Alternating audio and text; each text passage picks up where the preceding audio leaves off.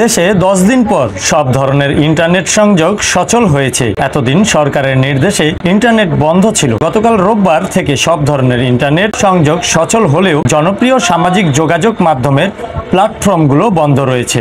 রাজধানীর আগারগাঁওয়ে বিটিআরসি ভবনে গতকাল ডাক, টেলিযোগাযোগ ও তথ্য প্রযুক্তি প্রতিমন্ত্রী জুনাইদ আহমেদ পলক, মোবাইল অপারেটর, আইন শৃঙ্খলা রক্ষাকারী বাহিনী, গোয়েন্দা সংস্থা ও মোবাইলে আর্থিক সেবাদাতা প্রতিষ্ঠানের প্রতিনিধিদের সঙ্গে বৈঠক করেন। বৈঠক শেষে সাংবাদিকদের গতকাল বেলা 3টা থেকে মোবাইল ইন্টারনেট চালুর কথা জানান প্রতিমন্ত্রী। তিনি 3 দিনের জন্য 5 জিবি গিগাবাইট ডেটা গ্রাহকের বোনাস দেওয়ার কথা জানান তিনি। মোবাইল অপারেটর ও বিটিআরসির সূত্রে জানা যায়, গতকালের বৈঠকে অপারেটরদের ফেসবুক, ইউটিউব, টিকটক, হোয়াটসঅ্যাপ সহ বিভিন্ন বার্তা আদান প্রদানের অ্যাপ বন্ধ রাখার নির্দেশনা দেওয়া হয়েছে।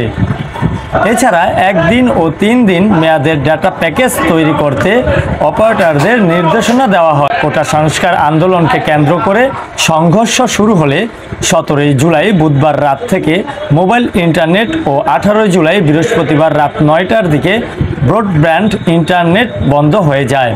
23 জুলাই রাতে ব্রডব্যান্ড ইন্টারনেট চালু হয়। তা দিয়ে সামাজিক যোগাযোগ মাধ্যম ব্যবহার করা যাচ্ছে না, ইউটিউব ব্যবহার করা যাচ্ছে।